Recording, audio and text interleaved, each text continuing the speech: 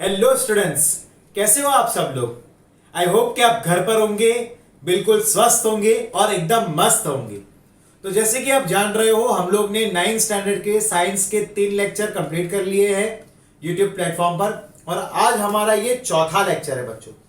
अगर हम previous lecture की बात करें तो आपने एक चीज देखा होगा और आपने ये पढ़ा कि हम लोग ने दो मेन टॉपिक्स के बारे में प्रीवियस लेक्चर में पढ़ा था। उसमें से एक टॉपिक था सॉलिड स्टेट एंड दूसरा टॉपिक था लिक्विड स्टेट।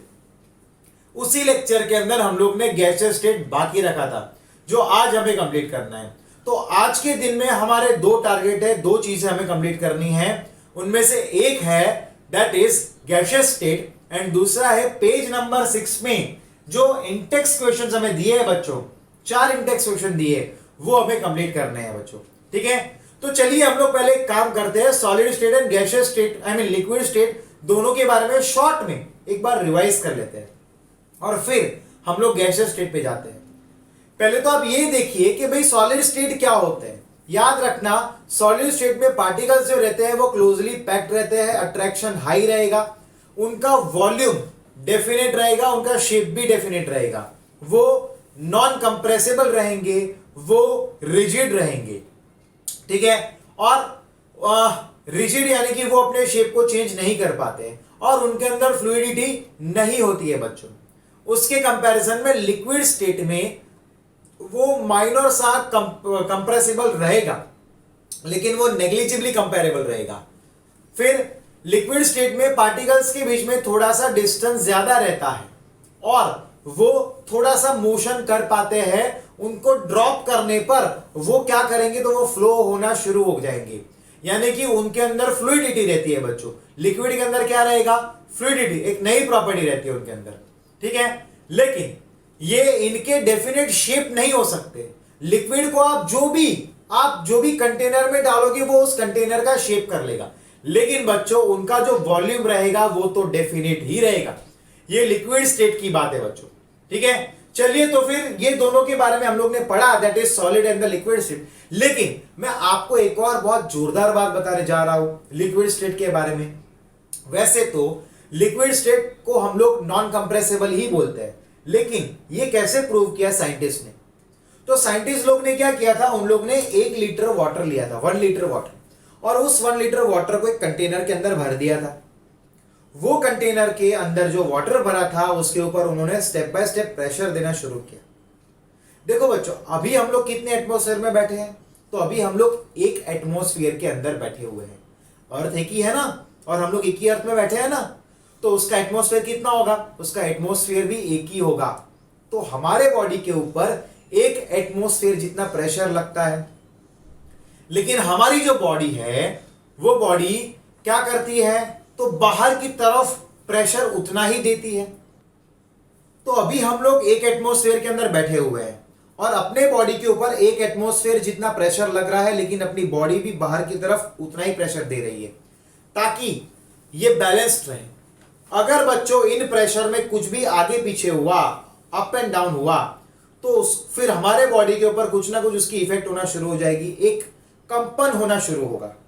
जैसे कि आपने सुना होगा low blood pressure and high blood pressure. आपके घर पे किसी ना किसी आपके पेरेंट्स को, आपके ग्रैंड पेरेंट्स को, शायद किसी को होगा, तो आपने सुना होगा कि जब प्रेशर, तब क्या होता है, उनकी बॉडी के अंदर जो प्रेशर रहता है वो अनबैलेंस रहता है, बाहर के प्रेशर जितना नहीं हो पाता।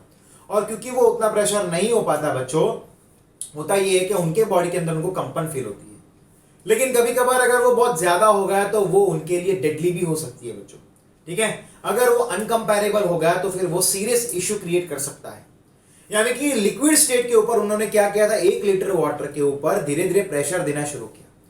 प्रेशर देते देते देते उन्होंने 1000 एटीएम प्रेशर दे दिया था, यानी कि 1000 एटमॉस्फेयर जितना प्रेशर सिर्फ 1 लीटर वाटर के ऊपर। तो वो कितना कंप्रेस हुआ पता है, इतना सारा प्रेशर देने के बाद भी।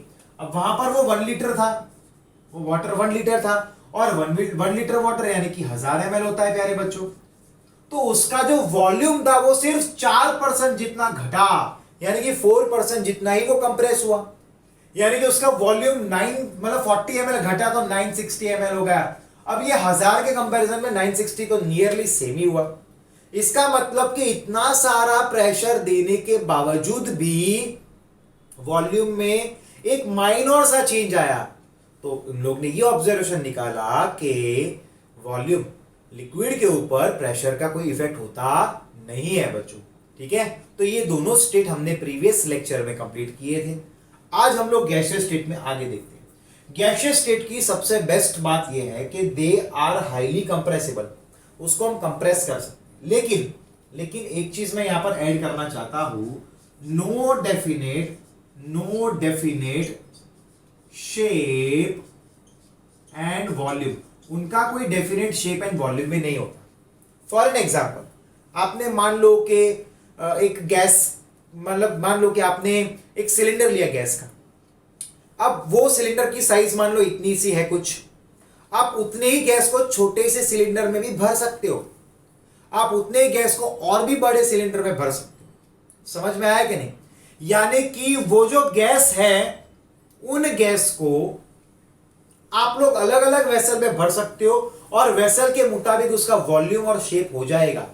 यानी कि गैस का कभी भी कोई भी वॉल्यूम डेफिनेट और उसका कोई शेप डेफिनेट होता नहीं है। गैस में एक और बात होती है बच्चों, गैस डिफ्यूज हो सकता है। एग्जाम्पल मैं आपको मस्त देता हूं। कभी कभार अगर आपको कहीं बाहर जाना होता है तो आप लोग क्या करते हो, मस्त तैयार होते हो, नए कपड़े पहनते हो, बाल बनाते हो, बाल में जेल लगाते हो, और सब कुछ तैयार होने के बाद लास्ट में आप क्या करते हो, डिओड्रेंट लगाते हो ना, लगाओगे कि नहीं? तो डिओड्रेंट बहुत ज्यादा फुस फुस करके लगाते तो बाहर से आपकी मम्मी चिल्लाती है, बस कर, बताए तू नहाया नहीं है, बराबर है कि नहीं है? तो उसकी जो फ्रेग्रेंस है वो बाहर तक जाती है बच्चों, बाहर तक पहुंचती है। क्यों? क्योंकि गैस के मॉलिक्यूल हर जगह पर डिफ्यूज हो सकते हैं। अब उसी की फ्रेग्रेंस आपके रूम में आएगी, बाहर आएगी, आप जहां जहां जाओगे वहां वहां वो फ्रेग्रेंस आएगी बच्चों। यानी कि गैस के मॉलिक्यूल आसानी से डिफ्यूज हो सकते हैं और गैस के मॉलिक्यूल आसानी से कंप्रेस भी हो सकते हैं, क्योंकि उन मॉलिक्यूल्स के बीच में डिस्टेंस बहुत ज्यादा रहता है। यहां पर मैंने एक बलून बताया है, इनमें गैस के मॉलिक्यूल भरा हुआ है और उनके बीच में डिस्टेंस बहुत ज्यादा है, तो गैस को हम लोग कंप्रेस कर सकते हैं। अब अलग अलग जो गैसेस होते हैं उनको कंप्रेस करके अलग अलग उसके यूजेस होते हैं। लाइक आपने सुना होगा सिलेंडर के बारे में, तो उसका नाम क्या है, एलपीजी। उसका फुल फॉर्म बनता है लिक्विफाइड पेट्रोलियम गैस। ये जो लिक्विफाइड पेट्रोलियम गैस है उसको कंप्रेस करके बच्चों उसके अंदर सिलेंडर के अंदर भरा हुआ है।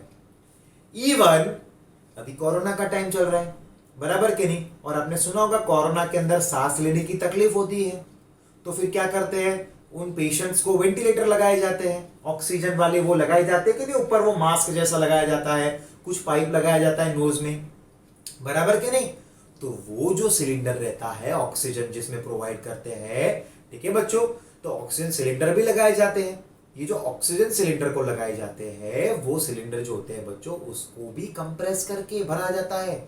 उस ऑक्सीजन को भी सिलेंडर में कंप्रेस करके भरा जाता है बच्चों। और आपने ये भी सुना होगा जो डाइवर्स होते हैं, सी डाइवर्स, वो लोग भी एक क्या करते हैं, एक बैग जितना छोटा सा सिलेंडर लगाकर, एक मास्क वगैरह लगाकर फिर जाते हैं। तो उसमें भी क्या किया जाता है, ऑक्सीजन को कंप्रेस किया जाता है बच्चों। ठीक है, यस। फिर सीएनजी की बात है। ये जो सीएनजी है अभी उसका यूज फ्यूल के तौर पर यूज हो रहा है, कार में, स्टेट ट्रांसपोर्ट की बसेस में, फिर ऐसे कुछ कुछ जगह पर बाइक्स में भी डिजाइन किया जाता है। ठीक है, तो उनका अभी यूज क्या किया जा रहा है, तो कंप्रेस नेचुरल गैस को, नेचुरल गैस जो होता है बच्चों, जो पेट्रोलियम के साथ जो गैस मिलता है उसको कंप्रेस करके भरा जाता है। ठीक है, और उसका यूज अभी क्या है, तो वो फ्यूल के तौर पर है। अब ये कंप्रेस हो पाते हैं क्योंकि इनके मॉलिक्यूल्स के बीच में डिस्टेंस बहुत ज्यादा रहता है और इसलिए वो कंप्रेस हो सकता है बच्चों। समझ में आया? चलिए मैं आपको समझाता हूं। मान लो कि एक रूम है और वो रूम के अंदर बहुत सारे लोग आए हैं और वो पूरा रूम खचाखच पैक है। अब आप उस रूम के दरवाजों को और विंडो को बंद कर दो, इमेजिन कर लेना। अब आप एक दूसरे को धक्का मारो तो आप सिर्फ यहां वहां होंगे, लेकिन या एक कॉर्नर से दूसरे कॉर्नर नहीं पहुंच पाओगे क्योंकि वो पूरा रूम ह्यूमन बीइंग से भरा हुआ है। वो चीज होती है सॉलिड में। सॉलिड में पार्टिकल यहां वहां थोड़े से वाइब्रेट होंगे, बट वो अपनी पोजीशन को छोड़ के नहीं जा सकते क्योंकि वो क्लोजली पैक्ड रहते हैं, पूरी तरह से खचाखच पैक रहते हैं और उनके बीच में डिस्टेंस बहुत ही कम रहता है पार्टिकल्स के बीच में। लिक्विड स्टेट में क्या होगा, थोड़ी सी स्पेस रहेगी। जैसे मान लो कि आपका बाजू वाला जो है एक बैठा है, फिर एक जन को निकाल दिया, फिर एक जन है, फिर एक जन को निकाल दिया अल्टरनेट वेज को, और जितने का क्राउड था उसको आधा कर दिया। अब आप मूव कर पाओगे यहाँ से वहां, मूव कर पाओगे क्योंकि डिस्टेंस थोड़ा सा आप लोग के बीच में बढ़ गया, थोड़ी सी स्पेस बनी है। लेकिन उसके कंपैरिजन में मान लो कि आप सिर्फ रूम के अंदर 2 या 3 जन हैं, तो आप लोग यहाँ वहाँ पूरे रूम में घूम सकते हो क्योंकि यहाँ पर डिस्टेंस बहुत ज़्यादा बढ़ गया है और आप लोग के बीच में रोकने के लिए कोई भी हर्डल ऑब्स्टेकल नहीं होगा। वही चीज़ होती है गैसियस स्टेट में। गैसियस स्टेट में डिस्टेंस बहुत ज़्यादा रहता है, ठीक है बच्चों। और याद रखना, in gaseous state particles more randomly क्या होता है, मूव रैंडमली। पार्टिकल्स जो रहते हैं बच्चों वो रैंडमली और स्पीड से बढ़ते रहते हैं, वो स्पीड से बढ़ेंगे और साथ में क्या करेंगे, जो भी कंटेनर में वो भरे रहेंगे बच्चों, उन कंटेनर के वॉल के ऊपर हिट करते रहेंगे, यहां से वहां घूमते रहेंगे। फॉर एन एग्जांपल, मान लो कि भाई मैंने यहाँ पर एक कंटेनर लिया हुआ है और उस कंटेनर को ऊपर से मैंने भर दिया है। अब ये जो गैस के मॉलिक्यूल्स है बच्चों, यहाँ टकराए वॉल पर, फिर कहीं गए, फिर कहीं टकराए, फिर कहीं गए, और वो पूरे उस कंटेनर के अंदर घूमते ही रहेंगे और हाई स्पीड में घूमेंगे बच्चों, ठीक है। तो ये होता है लिक्विड स्टेट के बारे में। यहाँ पर लिक्विड स्टेट हो गया। लेकिन यहाँ पर गौर करने की बात एक और ये है कि जब भी अपने घर पे खाना बनता है, अभी ये चीज़ हमने पहले भी बताई है कि जब भी अपने घर पे फूड बनता है तो वो जो फूड रहता है बच्चों, उन फूड की जो फ्रेग्रेंस है, अगर वो गरम गरम खाना है तो जल्दी से फैलेगी, क्योंकि हाई टेम्परेचर वाले पार्टिकल्स में काइनेटिक एनर्जी हाई रहती है। और जिनकी काइनेटिक एनर्जी हाई रहेगी तो क्या होगा, वो मूवमेंट भी ज्यादा करेंगे और फटाफट करेंगे, यानी कि उनका डिफ्यूजन फास्ट हो जाएगा। समझ में आया कि नहीं? हाँ, अगर वो खाना ठंडा हो गया तो उसकी फ्रेग्रेंस जो है वो जल्दी से नहीं स्प्रेड होगी, आपको नजदीक जाना पड़ेगा। या मतलब कि अगर मान लो आपके घर पे रसगुल्ला बन के तैयार हो गए हैं तो क्या उसकी फ्रेग्रेंस बाहर के किचन में पड़े हुए हैं तो बाहर के रूम तक नहीं आ पाएगी उतनी, क्यों? क्योंकि वो ठंडे हैं। लेकिन उसके कंपैरिजन में अगर आपकी मम्मी ने पाव भाजी बनाया तो जब वो पाव भाजी बना रही होती है तो आपको फ्रेग्रेंस ऐसी आएगी कि आप खाए बिना रह नहीं पाओगे। सही है कि नहीं है? तो दिस इज द रीजन कि गर्म खाने में क्या होता है, तो काइनेटिक एनर्जी हाई होती है, पार्टिकल आराम से डिफ्यूज होते हैं, एंड ठंडे फूड में वो डिफ्यूजन नहीं हो पाते because kinetic energy is low बच्चों। तो ये था गैसियस स्टेट, हमारा यहाँ पर गैसियस स्टेट कंप्लीट हुआ। अब उसके बाद हमें जो इंपॉर्टेंट इंटेक्स क्वेश्चंस करने हैं बच्चों, उससे शुरू करते हैं। इंटेक्स क्वेश्चन में सब पेज नंबर 6 में दिए हुए हैं। सबसे पहले हम लोग शुरू करते हैं डेंसिटी से। याद रखना डेंसिटी का फॉर्मूला, यस, तो डेंसिटी होता है मास अपॉन वॉल्यूम। तो ये हम लोग इस पे से क्वेश्चन देखते हैं। अब वहां पर क्या दिया है, इंटेक्स क्वेश्चन नंबर 1 में, the mass per unit volume of a substance is called density, ठीक है। अब आपको क्या करना है, arrange the following in the order of the increasing density, यानी कि आपको कम, जिसकी डेंसिटी कम है उससे ज्यादा तक जाना है। याद रखना कि गैसेस की डेंसिटी बहुत कम रहती है, लिक्विड की डेंसिटी उससे थोड़ी ज्यादा रहेगी और सॉलिड की डेंसिटी सबसे ज्यादा रहेगी, ठीक है बच्चों। तो इसमें से आप देख लेना, जिसकी यहाँ पर सॉलिड की डेंसिटी हाई है तो वो सबसे लास्ट में लिखेंगे हम लोग, और लिक्विड जो रहते हैं उसकी डेंसिटी लो होगी तो उसको हम लोग स्टार्टिंग में लिखेंगे बच्चों, ठीक है। चलिए, तो फिर वो आप अपने आप कर सकते हो। नंबर 2 पे जाते हैं। A tabulate the difference in the characteristics of the states of matter. आपको एक टेबल बनाना है जिसमें सॉलिड, लिक्विड एंड गैस, उनके डिफरेंस लिखने हैं। तो वो तो आप अब मेरी नोट से बना सकते हो, ठीक है। मैंने आपको ऑलरेडी ये सब चीजें बताई है, तो यहाँ पर आपको उसके 4-4 पॉइंट बनाने हैं, और आप तो जैसे आपको पता ही है, आपको ये सब लिखना तो होगा ही एज अ होमवर्क, आप मुझे फिर लिख कर भेजना, ठीक है। फिर कमेंट करना है आपको B। अलग अलग हमें टर्म्स दिए, उन टर्म को हमें एक्सप्लेन करना है। पहला टर्म है रिजिडिटी। तो रिजिडिटी का मतलब क्या होता है, विच इज अनचेंजेबल। बच्चों समझ में आ रहा है ना? समझ में आ रहा है तो कमेंट में भी लिखिएगा यस सर, कुछ कमेंट दीजिएगा, बराबर है। लेक्चर के आप अगर वीडियो लेक्चर देख रहे हो तो इसका मतलब ये नहीं होता कि आप मौन रख के बैठना है। आपको जहां जहां पता चल रहा है, जैसे क्लासरूम में बोलते हो ना यस सर, रिजिडिटी, ये ऐसे बोलते रहना है। क्या होता है रिजिडिटी का मतलब, क्या होगा? Rigidity means that is unchangeable, जिसका शेप चेंज नहीं हो सकता, that is called rigidity, okay. Number 2 compressibility, जिसको हम कंप्रेस नहीं कर सकते, that is called, I mean sorry my mistake, compressibility. Compressibility यानी कि by applying some force if any substance get compressed, this character is called compressibility, ठीक है। ये चीजें याद रखना। फिर उसके बाद है fluidity. Fluidity is the characteristic to flow, okay. Fluidity is the characteristic to flow. कोई भी लिक्विड का फ्लो करने का जो कैरेक्टरिस्टिक्स रहता है, प्रॉपर्टी रहता है, okay. Fluidity is the characteristics as well as the property to flow, that is called fluidity. Okay, फिर दिया है filling a gas in container. तो अगर हम लोग गैस को कोई कंटेनर में भरते हैं तो it will occupy the entire container because the distance between the particle is very high and attraction is very low. Yes, shape, shape के बारे में आप अपने वर्ड्स में लिखना, मैं दिखूंगा होमवर्क में। काइनेटिक एनर्जी, तो काइनेटिक एनर्जी क्या होता है? The energy required for the movement of the particle और of any substance is called kinetic energy. Density क्या होता है? डेंसिटी इज, अभी हमने आगे देखा था, mass per unit volume of a substance is called density, that is mass upon volume, mass upon volume. हाँ, अब हम लोग जाते हैं क्वेश्चन नंबर 3 पर। तो 3 में फर्स्ट हमें क्या करना है? गिव रीजंस, रीजंस देने हैं। उसमें एक क्वेश्चन है, ठीक है बच्चों, चलिए देखते हैं। A gas fills completely the vessel in which it is kept. एक गैस है, उसको हम लोग कोई भी मान लो कि कंटेनर में भरते हैं तो पूरी जगह को क्यों ऑक्यूपाई करता है? तो इसका आंसर मैंने आगे ही बता दिया कि उनके बीच में डिस्टेंस बहुत ही ज्यादा रहता है, अट्रैक्शन बहुत ही लो रहता है, उनमें रैंडम, उनमें क्या रहेगा? रैंडम मूवमेंट बहुत ज्यादा रहेगा, इसलिए वो पूरे उस कंटेनर की स्पेस को ऑक्यूपाई करेगा।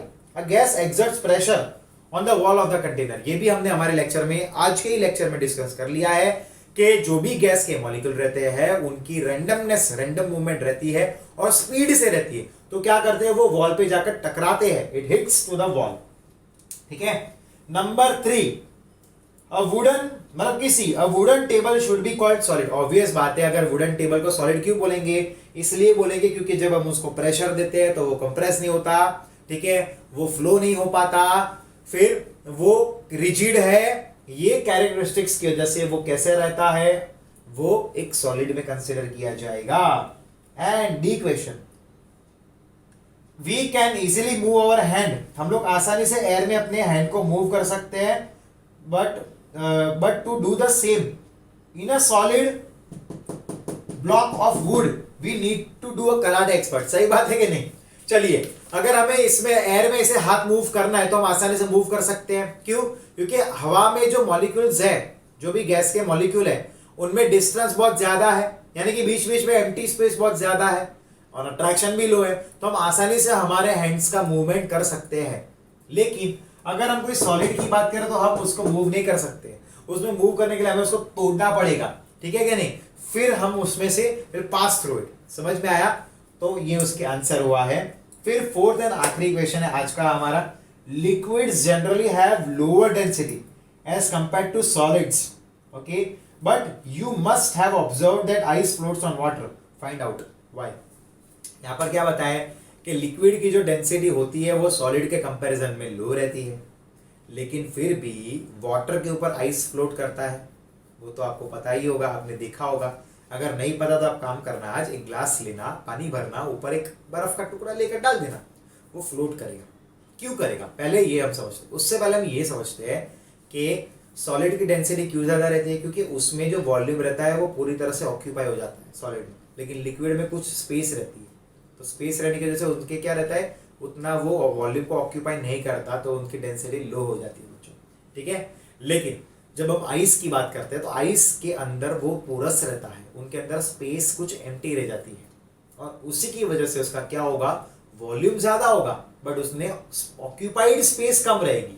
उसने जो स्पेस को ऑक्यूपाई किया है उसके पार्टिकल्स ने, वो थोड़ी कम रहेगी। इसलिए क्या होगा, उसकी जो डेंसिटी है वो वाटर से घट जाएगी, और क्योंकि उसकी डेंसिटी वाटर से घट जाएगी वो फ्लो कर पाएगा। याद रखना, all those substance whose density is lower than water will float on water.